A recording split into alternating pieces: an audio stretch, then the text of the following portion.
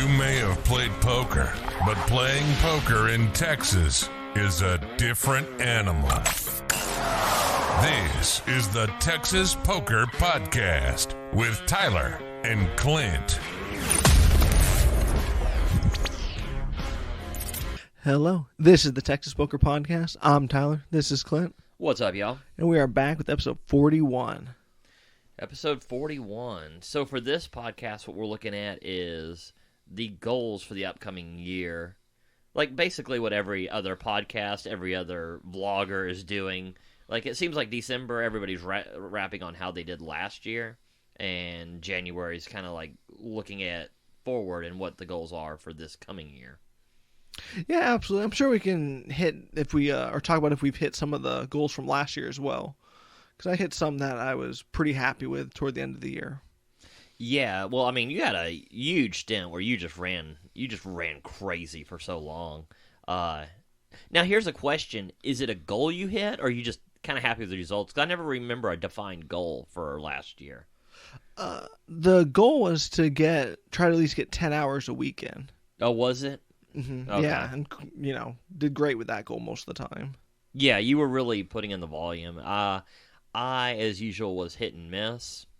Seemed to be getting more volume in this year. But like, okay, well, then let's do this. Let's go over like how you did last year, and like as far as with your goals. What are you happy with that you hit, and what do you wish would have gone better? I wish December would have gone better. I can tell you that. Yeah, that was rough December. Yeah.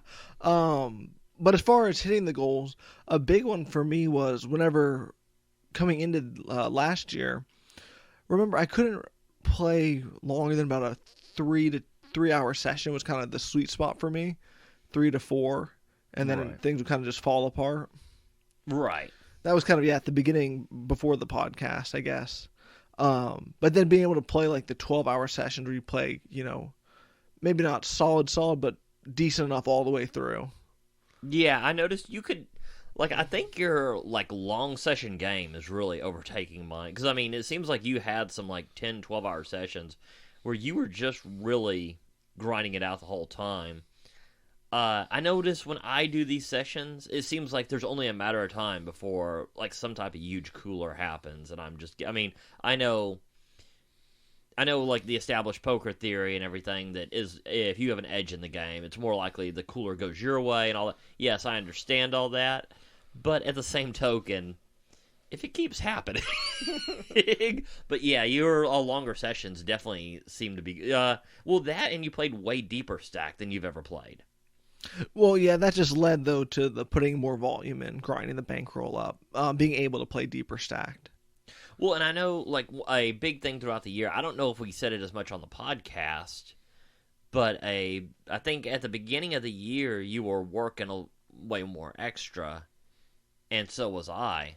And one of the big things was if you're averaging more hourly playing poker, I mean, it makes sense to, cut back a little bit and play more poker if that's what you're averaging more. And not to mention you enjoy a whole lot more. Yeah, say the bar is set very low for what you enjoy more than work, but yeah, I don't know. You give me card dentist for long enough, and it's like getting close. So I mean, your big thing is both the amount. You were happy with the amounts and the volume put in. It sounds like was your big goal. Kind of two things that you were happy with last year. Yeah, mainly because it's always hard to, well, I mean, you see the hourly, you see how much money you're making, but it's hard to be confident in that. I don't know, just because there's no guarantee, maybe. Oh, 100%. Well, I mean, because when you're profitable, you're not making $30 an hour. I mean, this is something I have a hard time, like, describing to people who aren't in the gambling world, is they're like, well, it's $30 an hour when everything's going great. I'm like, no, it's $150 an hour when everything's going great. But when things are going badly, it's not $30 an hour either. It's now you're losing $80 an hour. I'm like, it's not. That's just the average of the two. So, yeah, I can definitely see how I can get kind of lost in that. Yeah, but I was pretty happy to hit those goals, though. Play more volume and being able to play longer sessions and keep the hourly up. So for goals for me, it was kind of a mixed bag. I wanted to get volume and also win a certain amount. I think the winnings for the year were pretty decent for last year, but they weren't as much as I wanted because where I live the entire year last year, it was hard to get the volume. Life situation came into play, so it was kind of difficult on those ends. And I think this is a problem when you live in like smaller places. There's a smaller player pool, so that player pool, like the regs were pretty decent. Like the people who'd come in here and there, I mean, they were just shoveling money, and it'd be a great table. But most of the regs were not just super spewy. Like in Houston, you have a much wider group to play with. Yeah, absolutely. And I remember one of your goals was trying to get volume, but almost impossible where you were living at the time. Yeah, well, it was very difficult based on the hour. Like, I mean, Houston, you can go 24 hours a day, find a game that's usually pretty decent at that. And there, it's only after 7. A lot of times the game will break at 1, so it's just made it a little bit more difficult. Things have changed a little bit. Where I will say the volume might be better this year, maybe. So that's going to be a huge goal. But I guess this is a good segue into our goals for next year, really, right? Yeah, absolutely. So I'd say the goals for next year, I would like to get about 20 hours a week in. I mean, I'm sure you can do it. Yeah. I mean, well, I mean, I'm pausing because I'm curious about what kind of volume are you trying to get this year? It's kind of given. Maybe shoot for 15. I think 15 is a good number. Yeah, I'd say because you have that one extra day off than me, which I think makes 20 might be a little bit easier. That's true. That's a good point. And I mean that's still 60 hours a month that you're getting in.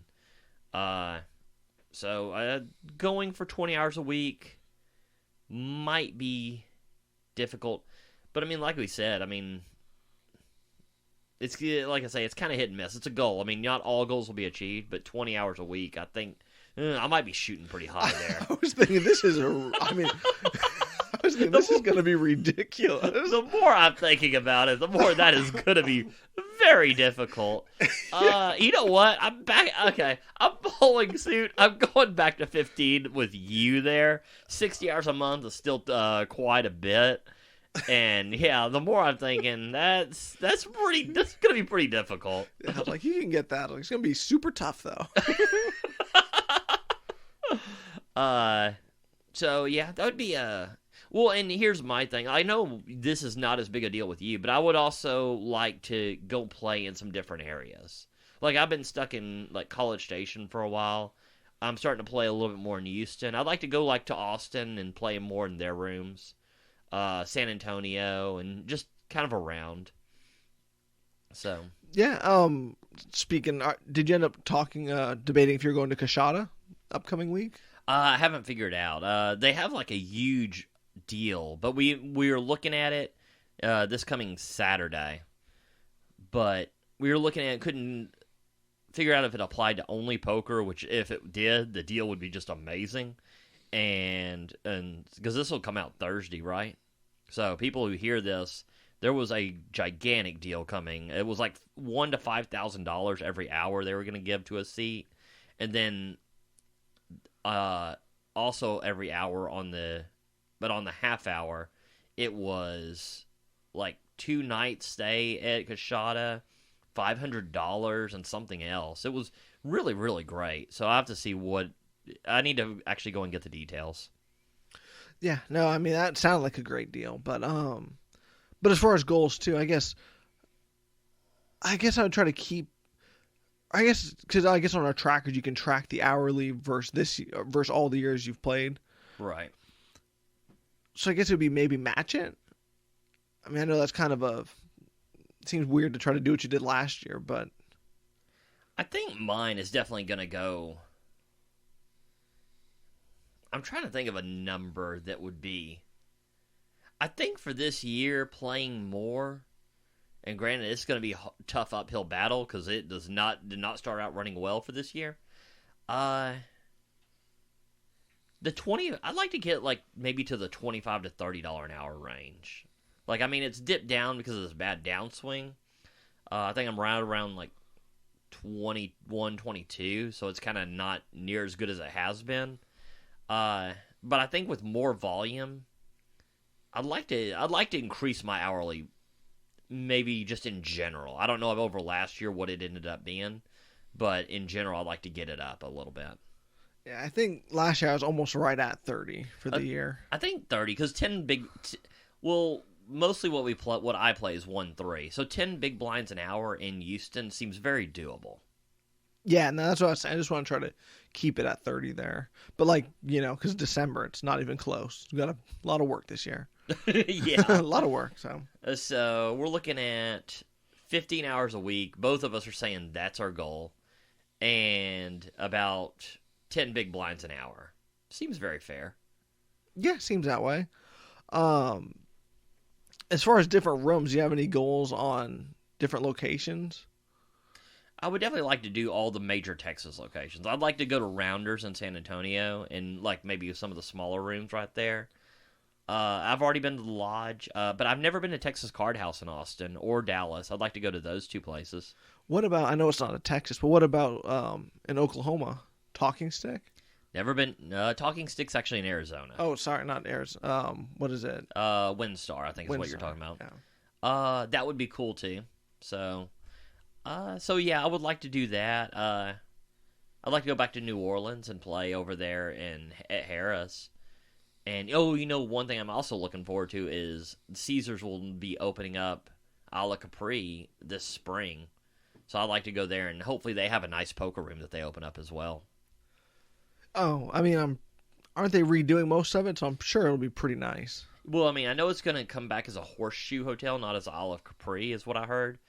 So I'm pretty certain it's going to be remodeled pretty nice. I'm not certain how good the poker room is going to be, but it was horrible before, and really, in all honesty, I've never been that impressed with Golden Nuggets poker rooms. Well, here's the other thing. Do you think they even put in a lot of effort in the poker room with Houston taking so many players away? The thought crossed my mind, which is exactly why I was like, if they have a nice poker room, because, yeah, with everybody in Houston actually playing in Houston, I mean, there's more people, I think, coming from Louisiana to play in Houston than vice versa anymore. Right, exactly. That's what I was thinking. I mean, they might... I wouldn't be surprised if they didn't even have one. Ooh, God, that would be... I feel like, I mean, we both know that casinos don't make a lot for poker rooms. I mean, we've seen that on the Strip, where just poker rooms are shutting down right and left. But I do feel like if you want people to come down there, like, it is something that you need to have. I mean, a lot of guys will go down there and just play poker, but their wives will play slots and stuff, something that's way more profitable.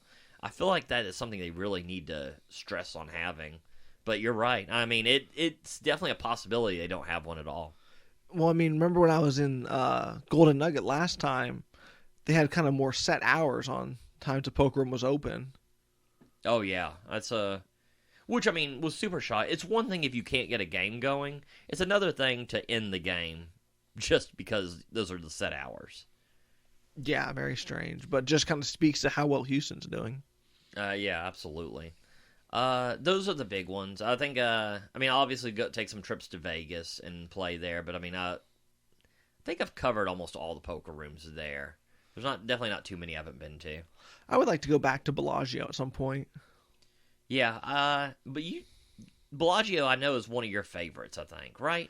Well, just the buy-in limits and everything fit pretty, almost perfect for what I'm looking for. Yeah, definitely more of a win person.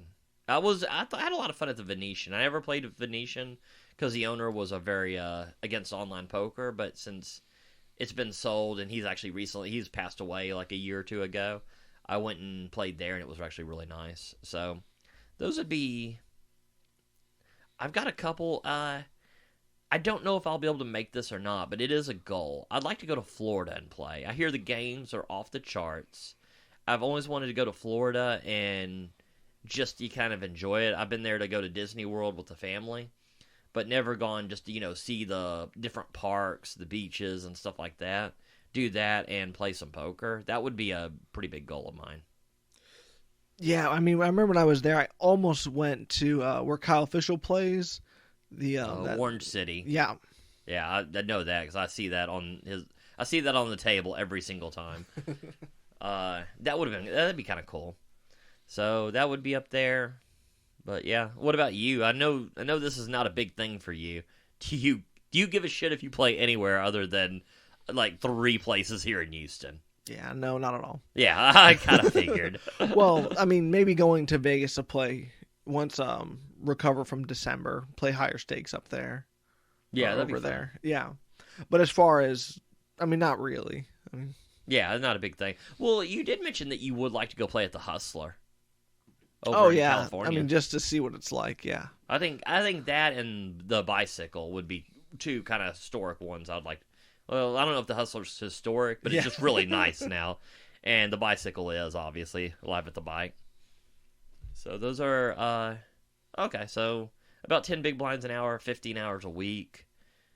I mean, that would be... So you want to think about what the goal financially for the end of the year would be? This might be kind of daunting. I guess you could try breaking it out on a calculator then. Okay, so we're going 60 hours a month. That would be 6, 12, 18. So that'd be 1,800 a month. So we're looking at 18,000 after 10 months, and 3,600. So we're both shooting around for an extra 22,000 this year in poker winnings. Yeah, that sounds about right. Yeah, that'd be about right. Yeah. Which is a decent amount, and for tax purposes, doesn't mean we're going to hit it. No, absolutely. Actually, if anything, I'm almost definitely going to be down. Yeah, I mean, that sounds about right. I mean, it's just putting in the volume. That's all that is. So, yeah. Oh, you know what? Another thing. I'd like to do a couple live streams this year. Oh, yeah, because I actually got to play quite a few of them, but you didn't really get to play any, right? I was on the live stream at Paramount for that tournament one time. But I mean, you got deep enough to be on the live stream, but as far as going there to play cash on a live stream, you never got to go at all, right? Never played cash on a live stream. I'd like to do a couple of those. And I'd like to do some tournaments. I'm not a tournament player. Mostly I just think it's very hard to be profitable at low-stakes tournaments. So we'll see at the Prime Main Event then. Yeah, Prime Main Event. Well, I want to satellite that thing.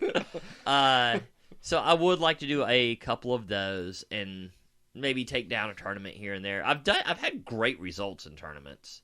Oh, I know. I mean, it's been ridiculous, right? On my poker tracker, it's been highly profitable, but long run, it just seems very daunting at the amount of rake that they give. But I'm definitely gonna kind of dabble in those. And I mean, as far as tracking the tournaments, you track all the tournaments you play, whether it be $40 buy-ins at like a home game or whatever. Right. So I mean, your results are pretty accurate. You track everything. I don't even track tournaments because it's not really what I do. I know I guess I'm probably not up anymore. About break even at this point. Yeah. But it's well, yeah, I think. Well, why don't you track them? Because you can sort tournaments and cash differently on the poker tracker. Yeah, I probably should. Maybe that would be a better goal for me this year, other than just doing what I'm currently doing. Yeah. It's now the one thing I don't track is I don't track the online tournaments, but I don't track online cash either. So the only thing I do track is actually live.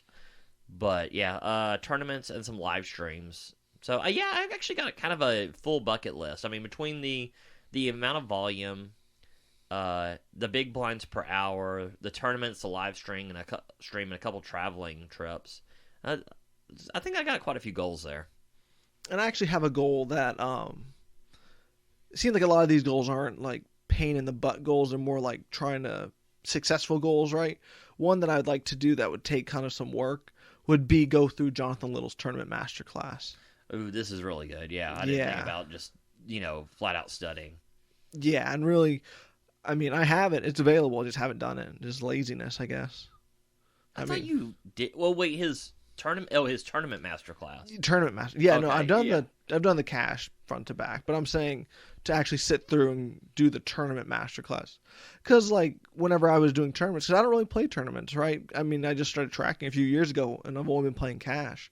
So in some what seemed like basic tournament situations, I was still not getting it right. I mean, just because ill prepared. Oh, yeah. I mean, if you've never done it before, I mean, then you're just not, and you haven't studied. I've played a lot more tournaments, not high-level tournaments, but I'm more versed just because I have played a lot more tournaments. But I've never put that much study in either because, let's say, I mean, if you think it's going to be really profitable, it's easy to put the study in. But if you think it's kind of not going to be that profitable, then you kind of just, you're not as motivated. No, yeah, absolutely. I mean, if I would say, lifetime I played under 20 tournaments. Oh, yeah. I mean, probably around 10 the last 3 years, so. Yeah, which I think when you're doing as well as you're doing at cash, I mean, I will say I think your tournaments should be cut down quite a bit. Because, I mean, if you're averaging what you're averaging at cash, I mean, whenever you go and play a tournament, it's cutting into that time. But I think it's probably good to mix it up a little bit. Yeah, I think this year I'm going to give it a try, or more of a try. I mean, I don't think 2 tournaments a month would kill you. Or maybe... yeah, I'm about to say it might. Yeah. Yeah. Maybe we should just start out with 1 tournament a month, because that is a lot of time invested. And depending on the amounts, it's a lot of money invested, too. Yeah, no.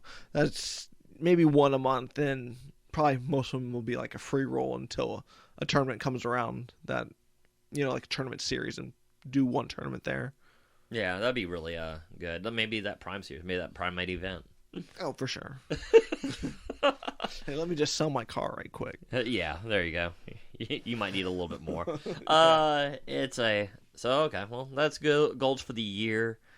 I guess at this point you want to go over what sessions? Say, what happened to you? Go ahead. Yeah, I guess so. Say, I debated going, then I got these text messages, so I stayed home. Yeah. Oh God, yeah. So basically, we've kept on grinding these sessions. Both me and you are on pretty big downswings at this point, which is getting just almost funny at this point. I don't know. Say, emphasis on almost, but God, so this one's tough. So I go to Legend. I go to 101. They have 1 table going. I don't know how long it's gonna be. I end up going to Prime, and I will say this: Prime, I have yet to be there when the table's not been pretty good to play at. They seem to be like Legends. It depends. You might be kind of grindy. It might not. Prime, I'm getting on a great tables, but I am not running well. We can just say there were a lot of getting it in good and just getting coolered. There is one hand that is kind of interesting. Okay, go for it. I have King Queen. Someone bets out. There's a call. I think it was a larger than average open size because a lot of times I will might squeeze here. I go ahead and put the call in.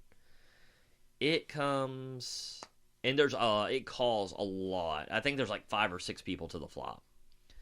Oh man, I'm kind of regretting not squeezing now, huh?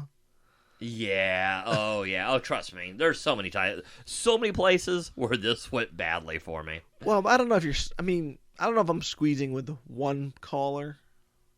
Well, I think one is the guy who originally raised was from early position. Didn't seem to be like he was one of the few that weren't playing like every hand, and I think it was like a $25, $26 open raise size. So I'm like, sometimes you can these players will. Raise a little bit bigger with their bigger hands. There are some sizing tells. So that's kind of what slowed me down here. But there was only 1 caller, right? There was only 1 caller. I think if I'm more around, if I'm in later position, I think it becomes an easy squeeze spot. Yeah, okay, that's what I was thinking. Too bad there was only 1 caller in between, because seeing it 6 ways is going to be dicey. Yeah, absolutely. But okay, so you have King Queen 6 ways to the flop. Go ahead.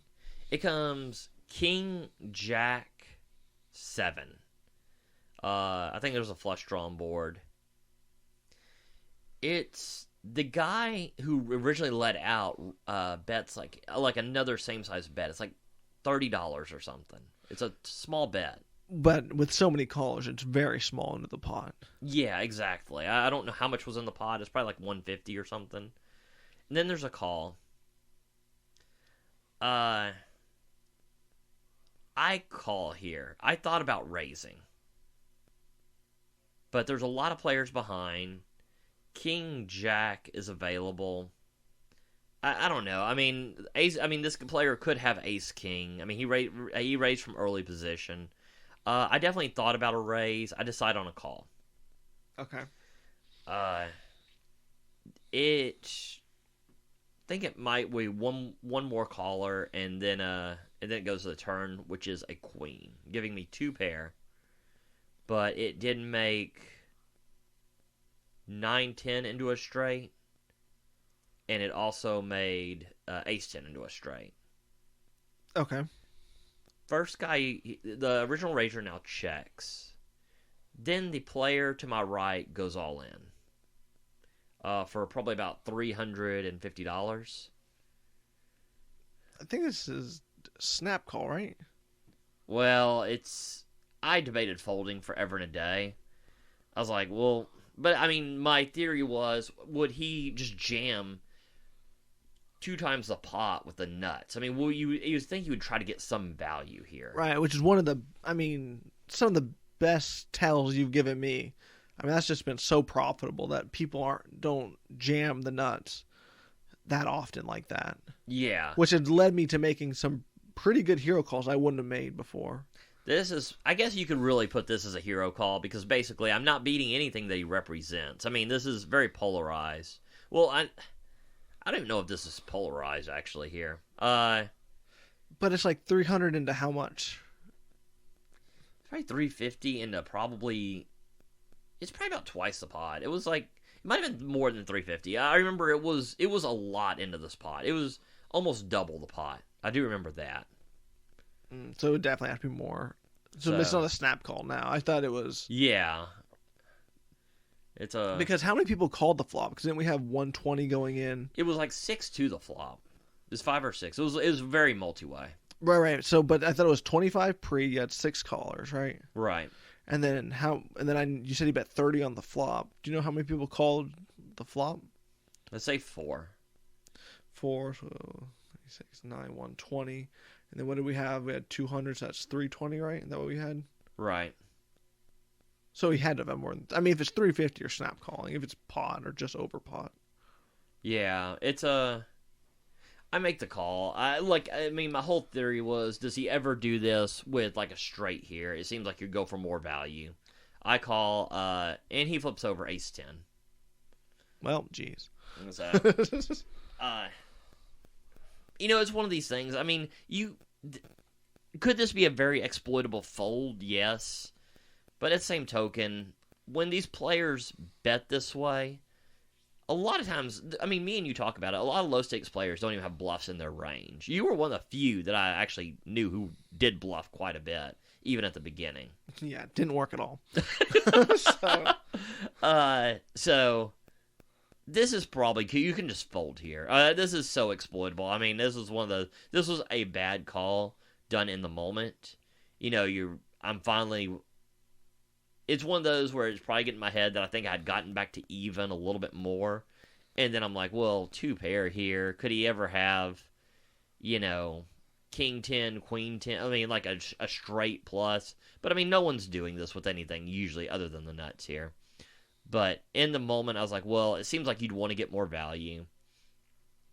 So it was a call. And I think this can easily be laid down. I also think it's kind of player dependent, though.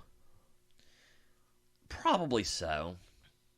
Well, I mean, here's the problem: is what hands could he do this with in a multi-way pot? Yeah, I guess it being multi-way really makes it to where it could be a fold. Because I was still in my head thinking it was heads up, like I was playing it out as if it was heads up. But I guess, I mean, were there any draws out there for him to even guard against? You said there was a flush draw? I think there was a flush draw.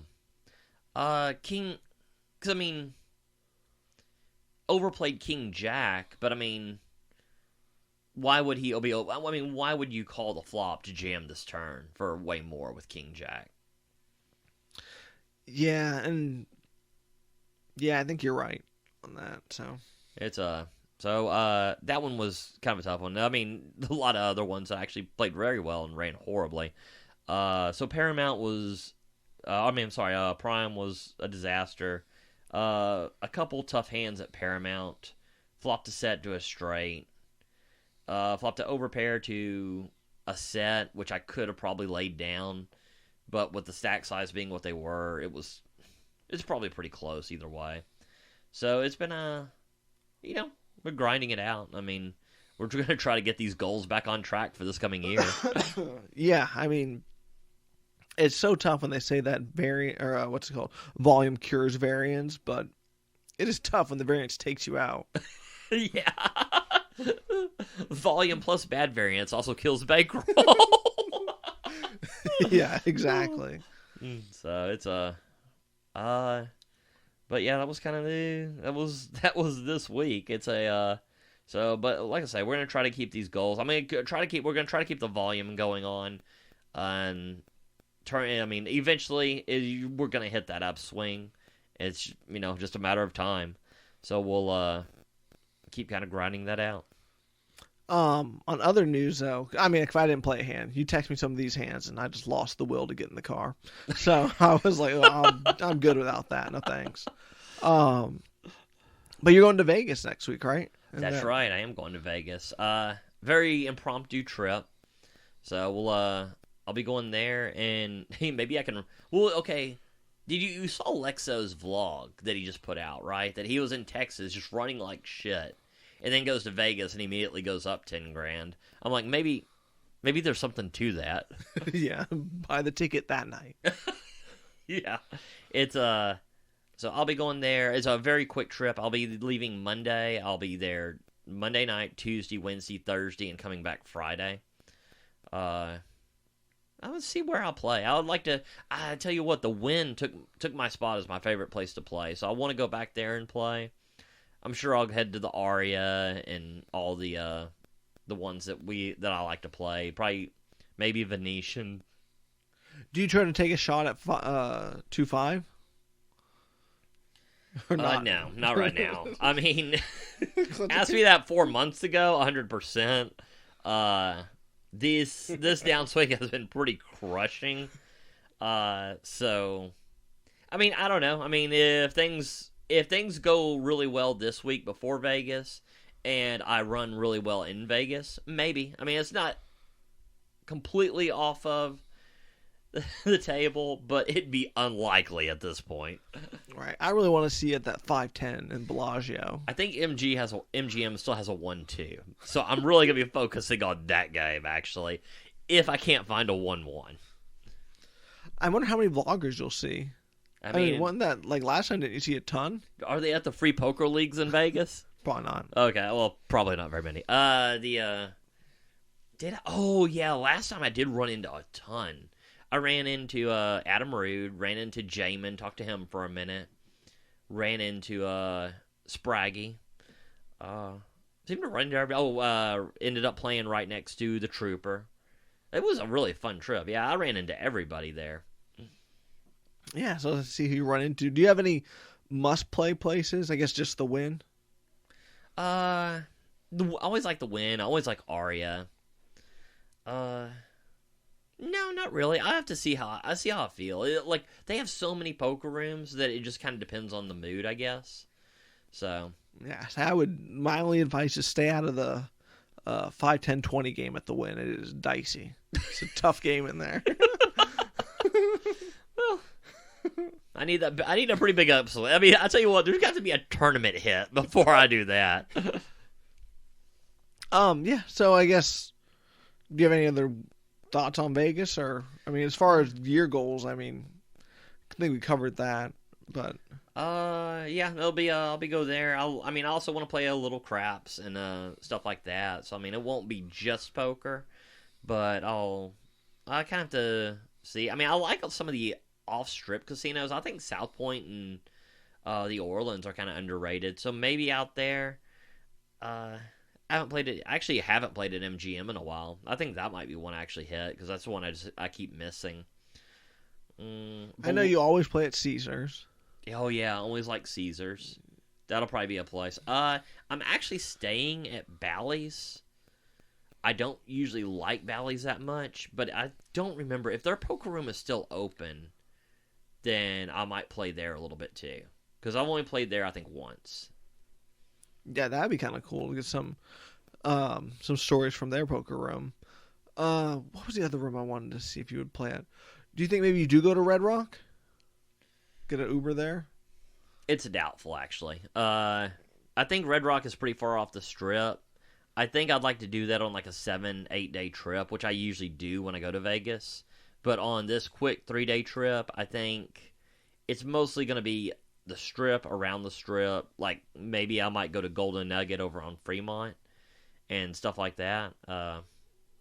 So those, I think it's going to be, on this 3-day trip, it's probably going to be everywhere around there. Yeah, I mean, that sounds exciting. So, I mean, I don't know if we're going to end up recording one before that, though. Right? That was the other thing I was thinking about. We might end up recording an episode before that, so. Yeah, we might actually have to. So, yeah, we'll kind of see. But I'm definitely looking forward to it. Like I say, just got that on the fly, so hopefully I can. Last time I was in Vegas, I ran amazing. You should have just stayed there. Preaching to the choir right here. This ain't nothing good in Houston. Say nothing here was great for you. I mean, it'll be tough because I might be looking for a house, job. I don't know. It's squeeze poker in there.